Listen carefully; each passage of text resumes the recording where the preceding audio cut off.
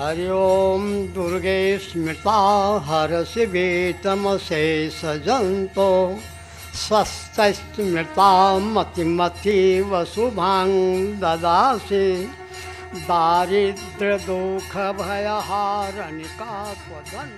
नमस्कार, मैं हूँ श्रेया और आपका स्वागत करती हूँ द न्यूज़ पोस्ट के नवरात्र स्पेशल प्रोग्राम में। नवरात्र के चौथे दिन माता के चौथे स्वरूप की पूजा होती है। इस दिन माता कुष्मांडा की पूजा और अर्चना की जाती है।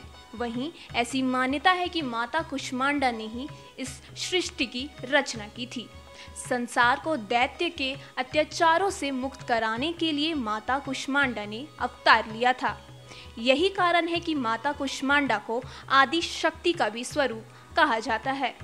माता की इस स्वरूप की उपासना से यश, आयु, कीर्ति, बल और स्वास्थ्य में वृद्धि होती है।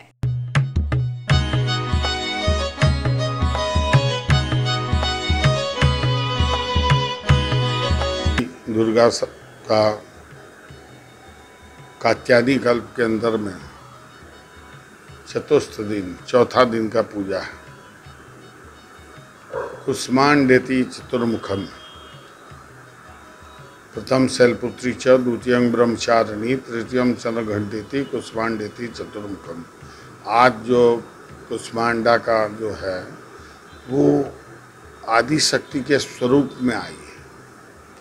कुष्मांडा देवी विजयश्री दिलाने के लिए सबसे आगे रहती है। अगर आपको मुकदमाबाजी है तो मुकदमाबाजी में आप कुष्मांडा का पूजा कीजिए।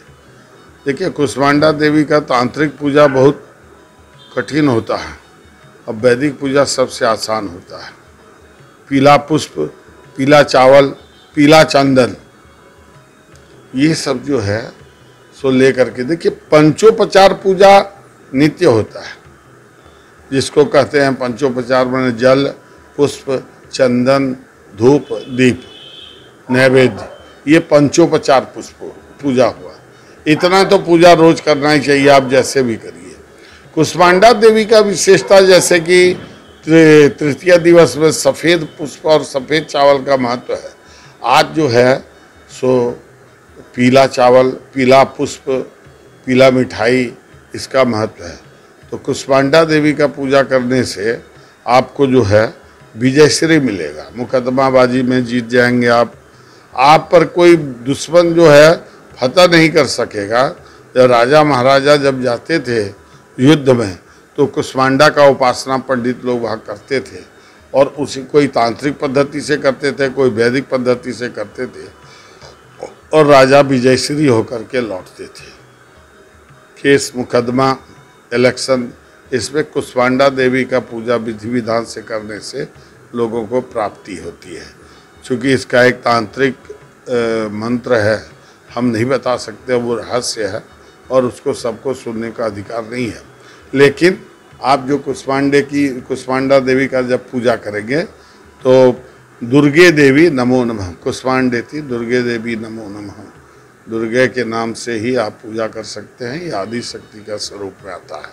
इसलिए आज के दिन में आप पीला चावल, पीला कपड़ा पहने, पीला पुष्प चढ़ावे, पीला मिठाई दे और एक बात ध्यान रखें, हर समय पीला चंदन रखें।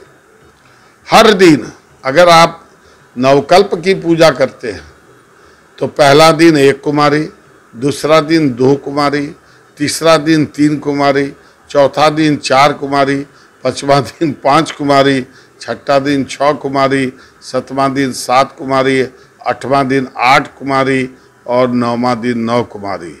9, 8, 17 और 7 24 और 6 30 और 5 35 और 4 39 और 3 42 और 2 44 और 1 45। तो 5 और 9, 9 पचे 45, 9 पचे 45। मैंने उसको, जिसको कि हम लोग भगवती का स्वरूप में जब देखेंगे तो शतावृत्ति जो नाम जो होता है, सतनाम होता है, उसमें 45वां में आकर के कल्प होता है। तो ये 45 कन्या को खिलाने से 9 दिवस में ये हाथ भी साल भर पर्यंत इस पर किसी भी प्रकार का कोई भी बीमारी का या दुश्मन का या किसी प्रकार का राज्य डर से मुक्त रहेगा। ये सबके लिए है, ये आज के लिए नहीं, रोज कर सकते हैं आप। तो आज जो है सो मंत्र जो है, आज का मंत्र ओम सती साध्वी भवप्रता भवानी भवमोचनी आर्या दुर्गा जया चाध्या त्रिनेत्रा शूलधारिणी। ये मंत्र जो होता है, भवप्रता दुर्गा जी को कहा जाता है, और जो सती साध्वी भवप्रता भवानी भवमोचनी, किसी भी प्रकार का आसक्ति से मुक्ति के लिए इस मंत्र का प्रयोग करने से आपको जो है सो सभी प्रकार के विजय से आप माने कुष्मांडा देवी का पूजा करने से सभी प्रकार का विजय श्री आपको मिलेगा। और यहाँ जो है सो आपको पीला ही चावल चंदन से पूजा करना होगा।